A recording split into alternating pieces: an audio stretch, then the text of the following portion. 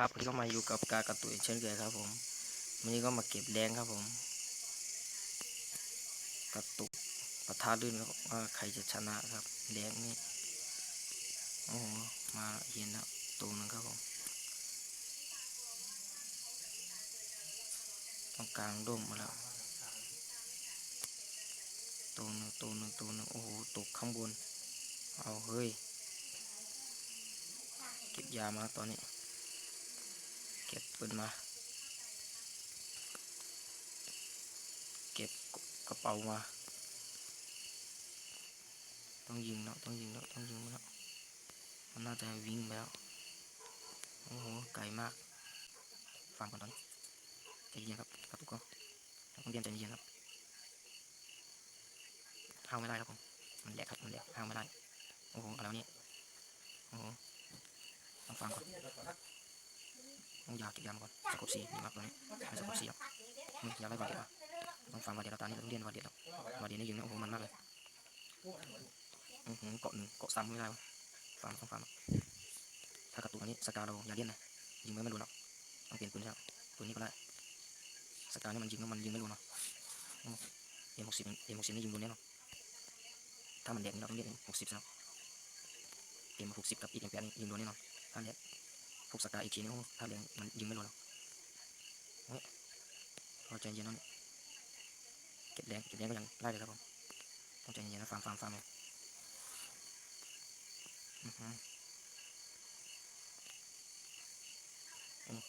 คนตัวนั้นมันน่าจะอยู่ข้างหน้านะโอ้ยโอ้โหมันค้างใจเย็นๆนะต้องใจเย็นนะมาเลยครับผมมาดิคนมาดิถ้ามันมาดิผมจะวิ่งอย่างเดียวนั่นไงโอ้โหปุ๊บมาปั๊บโอ้โหอะไรวะนี่ถอยมาก่อนซูมไม่ได้นี่มาแล้วเฮ้ยเป็นอะไรแล้วขึ้นบ้านดีกว่าเราลอยมาเลยลอยหลักมาเลยลอยหลักก็นั่นไงมือนี่อย่าแตะมันต้องวิ่งมาทางนี้หน่อยต้องตั้งหลักเกมรับมือกับมันใช่แล้วมาดิใจเย็นเฮ้ยมาทางนี้เปล่าวะเฮ้ยไม่มาดีกว่าต้องบอกว่ากระตุกกับลื่นใครชนะมาดินั่นไงเห็นแล้วเฮ้ยหายไปไหนวะมันต้องเป็นเก็บคืนกันเฮ้ยคนฟาดวะคนฟาดอยู่ไซน์เนาะเอาหายเลยคนหายเอา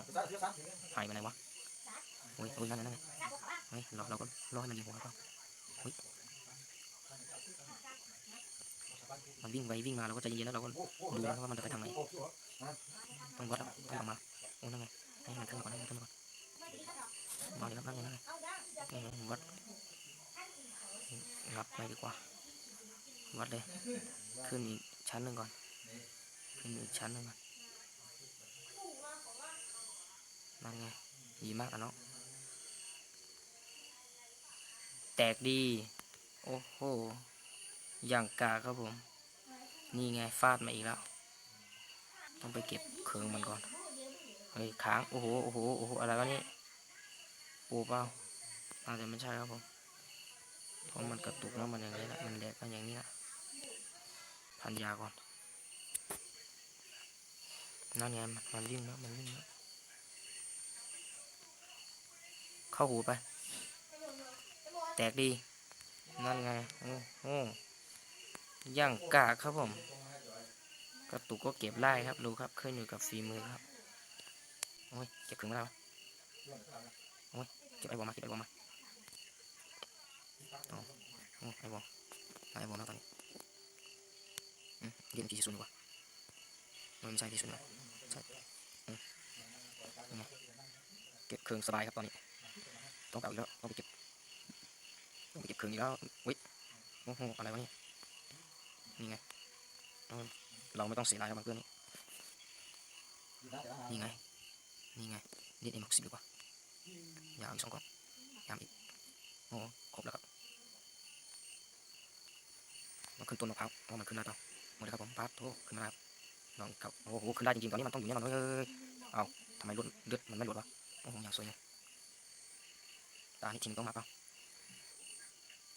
เราต้องหาจุดที่ดีๆอยู่แล้วตรงไหนดีวะโอ้ยหลังตั้งมาเกินก่อนโอ้โหมันนี่ยังโหดเลยน้อง ตรงไหนวะ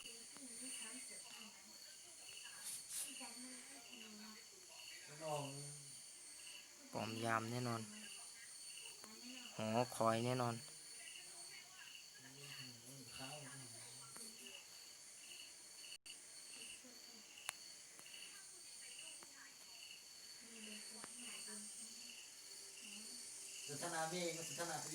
โอ้โห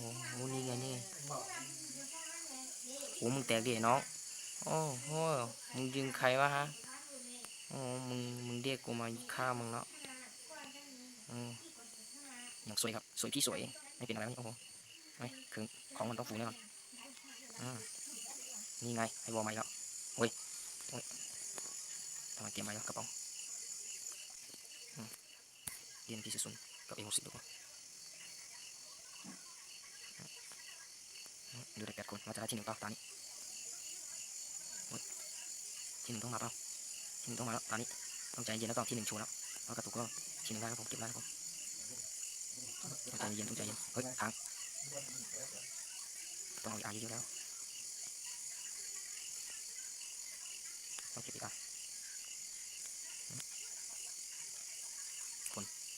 คนหายไปแล้ววงก็มันไม่กลางเลยเฮ้ยแค่นี้นั่นไงเฮ้ยเกือบ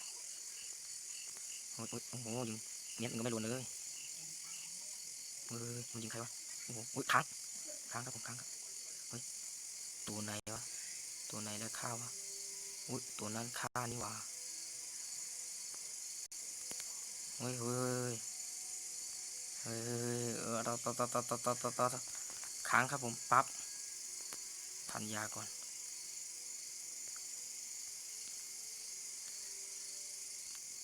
เข้าบุญกว่าโอ้ยเกือบแตกเลยกู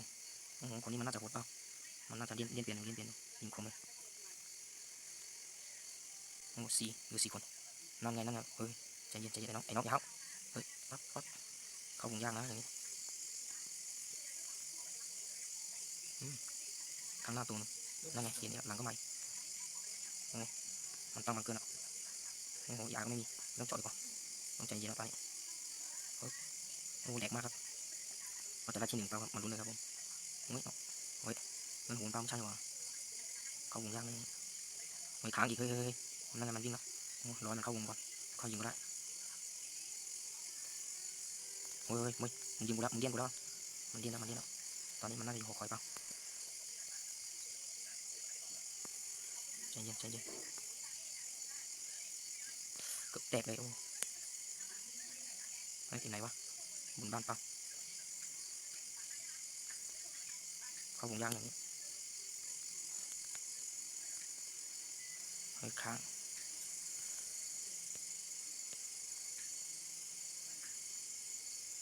ทันยาก่อนโอ้เกือบแตกมันมาแล้ว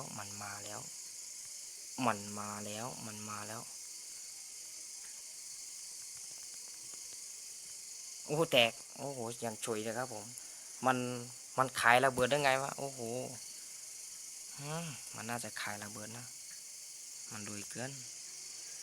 มาได้ที่1ครับที่4ครับผมที่4ป่ะน่าจะใช่นะจะบวกเท่าไหร่วะโอ้โหบวก48ครับ